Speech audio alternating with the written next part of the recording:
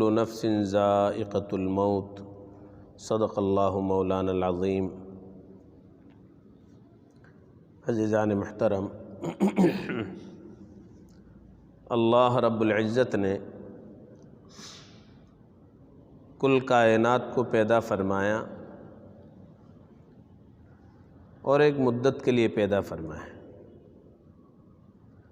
اور اس مدت کے بعد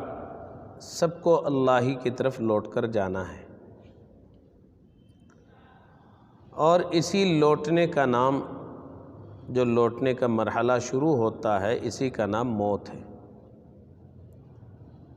ہر ذی روح نے مرنا ہے، ہر ایک پر موت آنی ہے۔ انسان بھی مرے گا،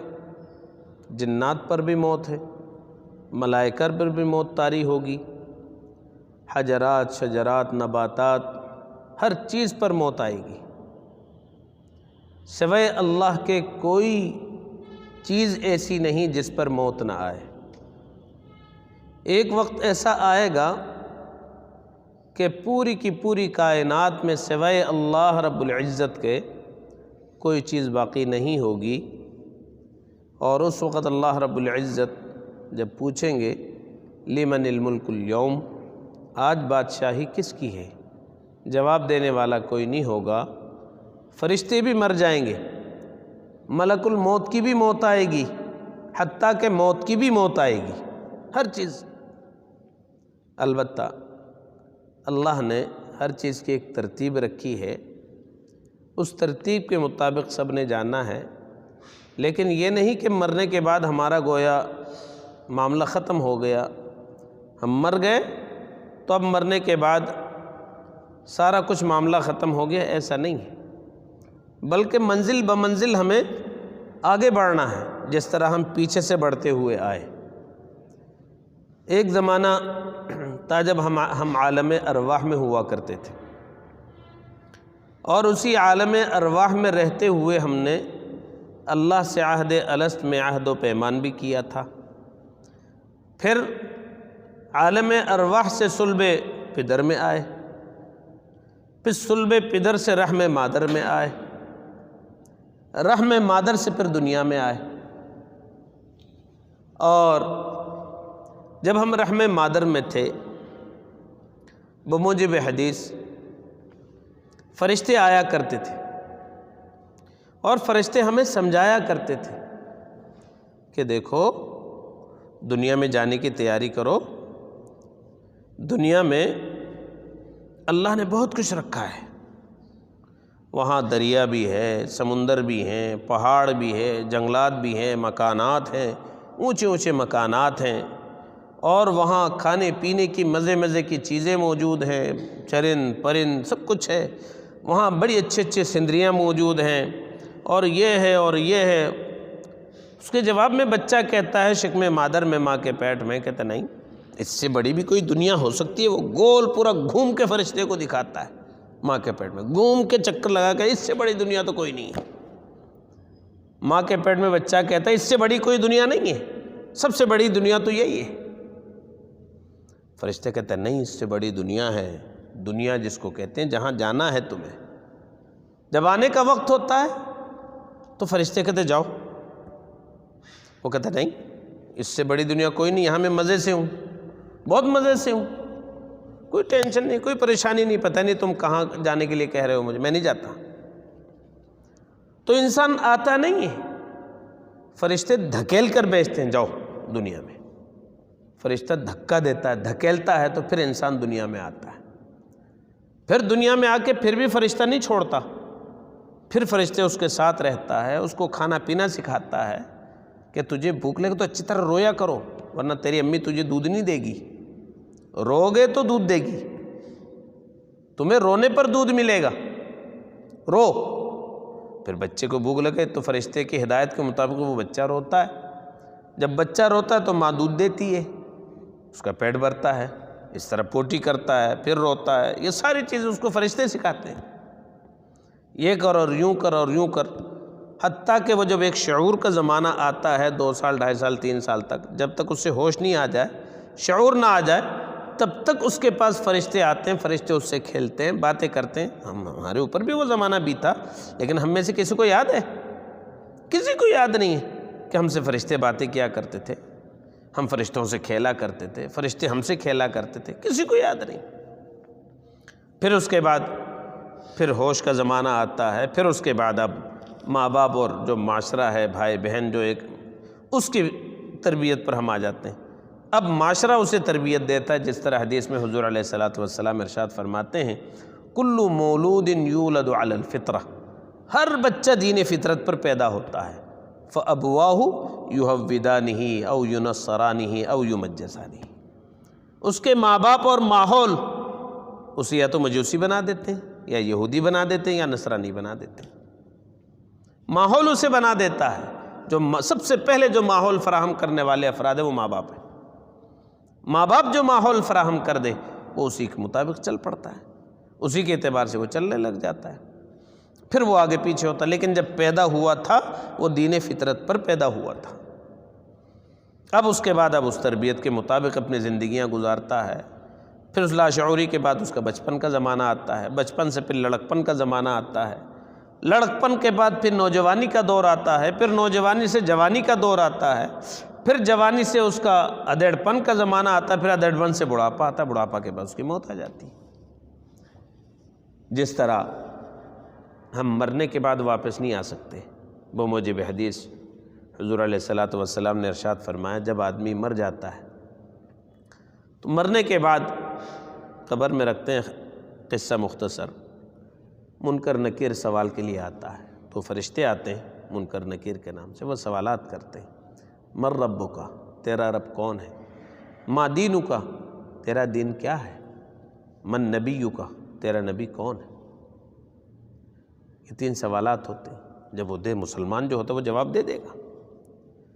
وہ کسی بھی زبان سے اس کا تعلق ہو، کسی بھی خطے سے ہو، لیکن جب وہ قبر میں جائے گا تو اسے عربی سمجھ آئے گی اور وہ عربی میں جواب دے گا، وہ عربی میں جواب دے گا، چونکہ آخرت کی زبان وہ عربی ہے، وہاں اور کوئی زبان نہیں چلے گی۔ مرنے کے بعد عربی ہی میں سب کچھ معاملات چلے گا۔ نبی علیہ السلام نے فرمایا، احب العرب لثلاث لأنی عربی والقرآن عربی ولسان اہل الجنت عربی، وہاں عربی بولیں گے۔ تو اسی لیے جو اہل ایمان ہوگا، کسی بھی زبان سے اس کا تعلق ہو، کسی بھی خطے سے، جب اس سے سوال ہوگا مر رب کا، تیرا رب کون ہے، وہ صاف کہے گا ربی اللہ، میرا رب اللہ ہے۔ پھر سوال ہوگا ما دینک، تیرا دین کیا ہے، وہ کہے گا دینی الاسلام۔ پھر سوال ہوگا من نبیک، اب اس میں محدثین روایات مختلف ہیں، کہیں آتا کہ مطلقاً یہ کہا جائے گا کہ تیرا نبی کون ہے، اور ایک روایت میں آتا نہیں، نبی علیہ السلام کی شبیہ پیش کی جائے گی اور اس طرف اشارہ کر کے کہا جائے گا ما تقول لهذا الرجل، اس کے بارے میں تم کیا کہتے ہو، یہ کون ہے۔ اور ایک روایت میں آتا ہے نہیں، بلکہ نبی علیہ السلام اور اس صاحب قبر کے درمیان کے بیچ کے سارے حائل ہٹا دیے جائیں گے، بطور معجزہ اللہ اپنے معجزے سے اللہ کرے گا، اور وہ رسول اکرم صلی اللہ علیہ وسلم کو روزہ اطہر میں جو آپ موجود ہیں اس کیفیت میں اس وقت جو ہوگی آپ دیکھیں گے، نبی علیہ السلام کا دیدار ہوگا، وہاں دیکھ کر اس وقت پوچھے گا ان کے بارے میں کیا کہتے ہیں۔ اگر ایمان والا ہوگا کہے گا ھذا محمد الرسول اللہ، ھذا نبینا محمد الرسول اللہ، یہ ہمارا نبی محمد الرسول اللہ ہے صلی اللہ علیہ وسلم۔ جب یہ سوال و جواب مکمل ہو جائیں گے پھر فرشتہ کہے گا ہمیں معلوم تھا تو یہی جواب دے گا، ہمیں معلوم تھا تو یہی جواب دے گا، لہذا اب سن۔ پھر بائیں جانب کا وہاں سے ایک کھڑکی کھولی جائے گی جہنم سے، وہاں آگ کی لپٹیں آ رہی ہوں گی جلسانے والی، دیکھ کر ہی بندہ پریشان ہوگا۔ فرشتے کہیں گے اگر تو ایمان کے ساتھ نہ آتا تو تیرا ٹھکانہ یہ ہوتا، تو تیرا ٹھکانہ یہاں ہوتا، یہ ہوتا۔ پھر وہ جلد بند کر دیا جائے گا تاکہ اس کی لپٹیں اور گرمائش سے فوراً جان چھوٹ جائے، بند کر دیا جائے گا، پھر دائیں جانب سے اس کا دروازہ کھولا جائے گا، وہ جنت کا ٹھکانہ ہوگا۔ کہتا ہے اب تیرا ٹھکانہ یہ ہے، اب تیرا ٹھکانہ یہ ہے۔ تو پھر فرشتے ان کے لیے کہیں گے، باقاعدہ پھر اعلان ہوگا، وَفْرِشُوا لَهُ مِنَ الْجَنَّةِ، کہ اس صاحب قبر کے لیے جنت کا بچھونا بچھا دیا جائے، فوراً اس کے لیے جنت کا بچھونا بچھایا جائے گا۔ اور پھر فرشتے کہیں گے نم کنومت العروس، یا نم کنومت العروس، جیسے دلہن پہلی رات سوتی ہے اس مزے کے ساتھ اب سو جا۔ جب وہ کامیابی دیکھ لے گا اس وقت وہ خوش ہو کر فرشتوں سے کہے گا مجھے ذرا چھوڑو، میں ذرا رشتہ داروں کو بتا کے آتا ہوں، ذرا میں رشتہ داروں کو بتا کے آتا ہوں میں کامیاب ہو گیا ہوں، میں امتحان میں کامیاب ہو گیا ہوں، میرا رزلٹ اچھا آیا ہے، میرا رزلٹ اچھا ہے، میں پاس ہو گیا ہوں، آئی پاسڈ، میں پاس ہو گیا ہوں، میں ذرا جا کے ان کو اپنے خاندان والوں کو رشتہ داروں کو بھی جا کے اطلاع دے دیتا ہوں میں پاس ہو گیا۔ فرشتے کہیں گے میاں اب نہیں جا سکتے، ریٹرن نہیں ہے، نو ریٹرن ہے، اب تو قبر سے واپس دنیا میں نہیں جا سکتا۔ جس طرح بڑھاپے سے ادھیڑ پن میں بندہ نہیں جا سکتا، جس طرح ادھیڑ پن سے آدمی جوانی میں نہیں جا سکتا، جس طرح جوانی سے نوجوانی میں نہیں پلٹ سکتا، جس طرح نوجوانی سے لڑکپن میں نہیں جا سکتا، جس طرح لڑکپن سے بچپن میں نہیں جا سکتا، جس طرح بچپن سے شکم مادر میں نہیں جا سکتا، جس طرح شکم مادر سے رحم پدر میں نہیں آ سکتا، جس طرح رحم پدر سے عالم ارواح میں واپس نہیں جا سکتا، اب تو واپس دنیا میں نہیں جا سکتا۔ سفر آگے کا ہے، پیچھے کا نہیں، نو ریٹرن ہے، نو ریٹرن۔ یہ بالکل ایکسیپٹڈ نہیں ہے، یہ تسلیم شدہ نہیں ہے کہ آپ نہیں جا سکتے، آگے ہی جانا۔ اب یہاں سے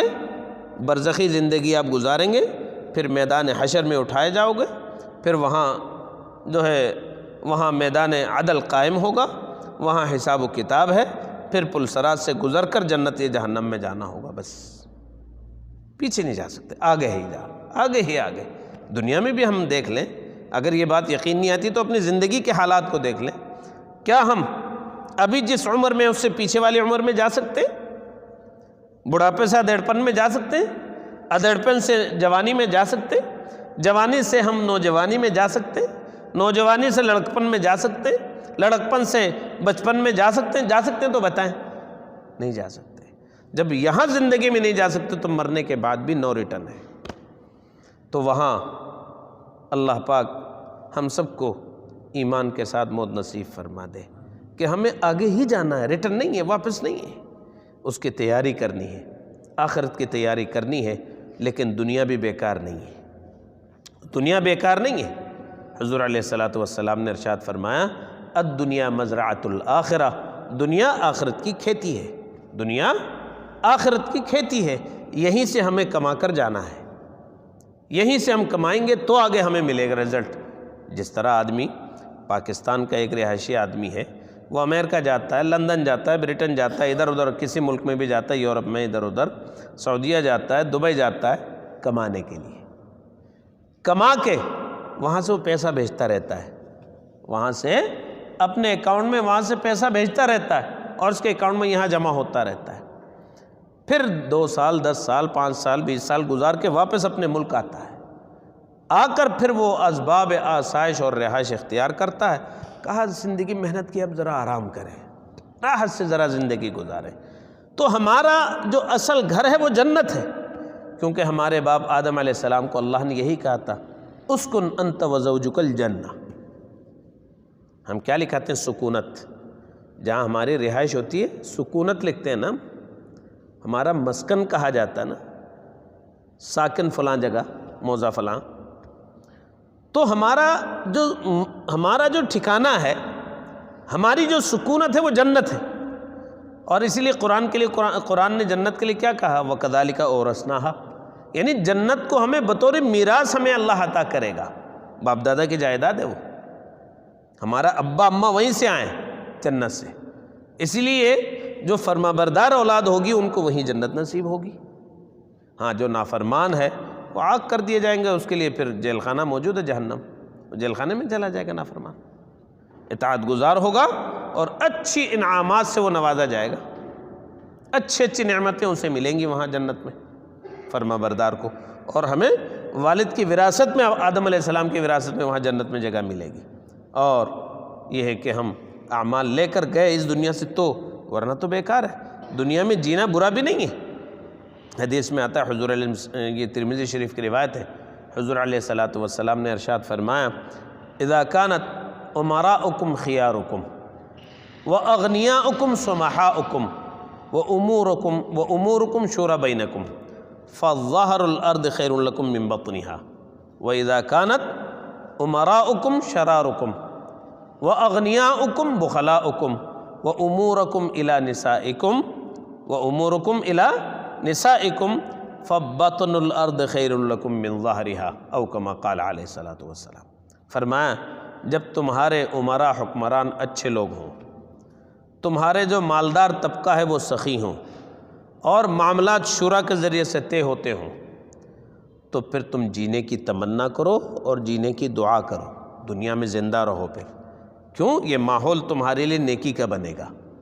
نیک اعمال تم سے صادر ہوں گے، زیادہ سے زیادہ بہتر اعمال کر سکو گے۔ کہا اذا کانت امراؤکم شرارکم، جب تمہارے بدبخت لوگ، برے لوگ حکمراں بن جائیں اور تمہارا مالدار طبقہ بخیل ہو جائے، وامورکم الی نسائکم، جب تمہاری معاملات سارے عورتوں کے حوالے ہو جائیں، کہا فبطن الارض خیر لکم من ظہرها، پھر تمہارے لیے مرنا بہتر ہے، پھر اللہ سے موت مانگو، پھر جاؤ دنیا سے، پھر دنیا میں جینا ٹھیک نہیں ہے، کیونکہ پھر تم جو کرو گے غلط ہی کرو گے، گڑبڑ ہی کرو گے، تمہارا حکمران بھی تمہیں غلط کام کروائے گا، تمہارے بخیل جو امراء ہوں گے، وہ جو اغنیاء ہوں گے، تونگر لوگ ہوں گے، بخیل لوگ، وہ نیک کام میں پیسہ نہیں لگائے گا، جس کی وجہ سے نیک کام رک جائیں گے، پریشانیاں ہو جائیں گی، اور سارے معاملات عورتوں کے حوالے ہوں گے۔ عورتوں کو اللہ نے ویسے عقل دی نہیں، ہن ناقصات العقل والدین، امور ان کے پاس عقل ہے نہیں، لہٰذا وہ غلط فیصلے کریں گے، تمہیں غلط کام کروائیں گے، دنیا بھی تمہاری تباہ ہو جائے گی، آخرت بھی تمہاری آخرت بھی برباد ہو جائے گی۔ تو ایسی صورت میں اب جینے کی تمنا نہ کرو، مرنے کی تمنا کرنا۔ تو دنیا ہمارے لیے بہتر ہے جب ہم نیک اعمال کریں، دنیا بہتر تو ہے، لیکن کب؟ جب ہم اعمال کریں، تیاری کریں آخرت کے لیے۔ تو اللہ پاک مجھے بھی اور آپ سب کو آخرت کی بھرپور تیاری کر کے جانے کی توفیق